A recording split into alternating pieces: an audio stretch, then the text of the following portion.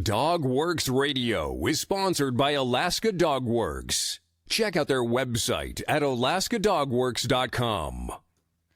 Service dogs are practically everywhere these days. I'm a service dog trainer, so I probably notice them a bit more than the average person, and I'm trained to have a keen eye for those that might be bucking the system or if they are doing their job.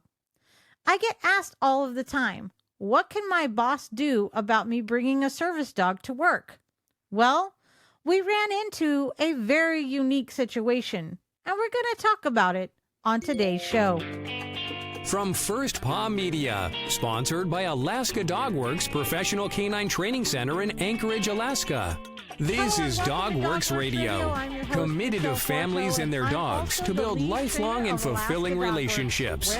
Visit our website at dogworksradio.com. Now here are your hosts, Robert and Michelle Forto. Accommodating their employees who have service dogs. Hello and welcome to Dog Works Radio. I'm your host, Michelle Forto, and I'm also the lead trainer of Alaska Dog Works, where we help you develop the best relationship possible with your dog.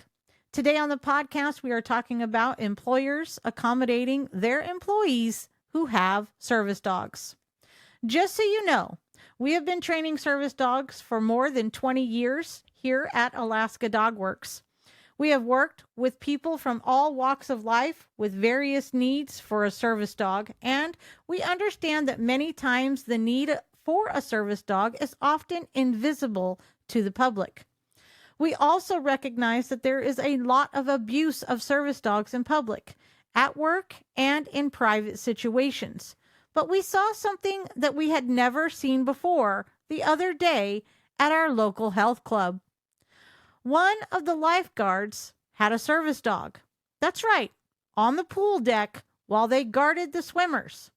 Granted, the dog was very well trained in all of the scenarios that we witnessed. Loud noises, kids running in the pool deck, whistles, and more. I'm not sure if a service dog should be allowed in a situation where the handler may be placed in a life-saving situation. Aside from the Americans with Disabilities Act rules and all of that, we are very well versed in those, thank you, before you comment. The key question here is, when is it unreasonable for a service dog to be brought into the workplace? So let's dive into this a little bit deeper by asking and answering some questions. Can I take my service animal to work? Or is my employee allowed to bring a service animal to work? Maybe. Title I of the ADA covers employment. Under Title I, service animals are considered a reasonable accommodation. An employee must request that the service animal be present as an accommodation for their disability. So what is Title I? Well, the ADA is divided into 5 sections called titles. Each title covers a different area. Title I covers employment and applies to private employers with 15 or more employees, state and local governments, employment agencies, and labor unions. Some state and local laws may require that employers with fewer employees provide reasonable accommodations. Title I ensures that covered entities do not discriminate against a qualified individual with a disability. This applies to job application procedures, hiring, advancement, and discharge of employees, workers' compensation, job training, and other terms, conditions, and privileges of employment. So what is a reasonable accommodation? Well, a reasonable accommodation is any change to the application or hiring process to the job, to the way the job is done, or the work environment that allows a person with a disability who is qualified for the job to perform the essential functions of that job and enjoy equal employment opportunities.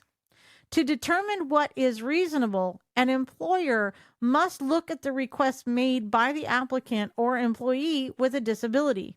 Whether or not an accommodation is reasonable will vary according to the position the employee holds, the way their disability affects their ability to do their job, and the environment that they work in. Accommodations are considered reasonable if they do not create an undue hardship or a direct threat. A few examples include restructuring a job, modifying work schedules, and acquiring or modifying equipment. Changes to a no animals policy, to welcome an employee service animal or emotional support animal are also reasonable accommodations. You can read this and more information, ADA National Network fact sheet about the obligations of employers and the interactive process of requesting and obtaining or providing a reasonable accommodation on their website, ada.gov. Does Title I define a service animal as a dog? Well, under Title II and III of the ADA, only dogs are considered service animals. There is a separate provision allowing for miniature horses subject to certain limitations. Other animals, either wild or domestic, are not service animals. However, under Title I, in the workplace, there is no such definition and technically no limit to what type of animal can be a reasonable accommodation. This means that accommodating an emotional support animal may be an appropriate, reasonable accommodation.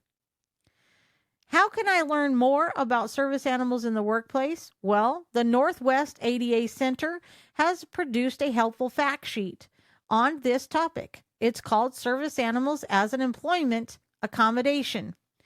Just a few of the questions it answers are: does the employer automatically have to allow a service animal into the workplace if requested by an employee? What if the service animal is needed only to support the employee's travel to and from work and is not needed to perform the job? And who is responsible for taking care of and monitoring the service animal at work? Did you know at Alaska Dog Works, we offer a free discovery call to see if you're a good fit to work together with your dog. We even offer virtual dog training classes. And did you know that delivering a class online can be more effective than in person? Why? Because we can use the power of many multimedia tools like Community, video, and podcasts that will help you reach your goals. And it works. So what do you think? Did you learn anything new about your canine buddy or service dogs? Before we end the show, let's press pause for a sec. Maybe ask yourself, why did this resonate with me?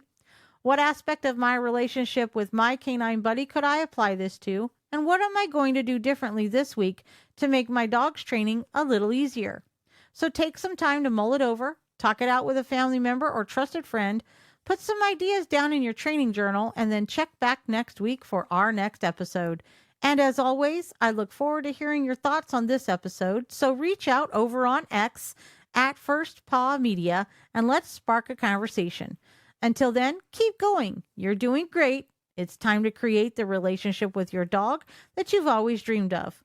Thanks for listening to DogWorks Radio. You can find the show notes for this episode and all others at alaskadogworks.com. And if you know someone in your life that needs help with their dog's training, be a hero and share our podcast with them. And we will see you next time.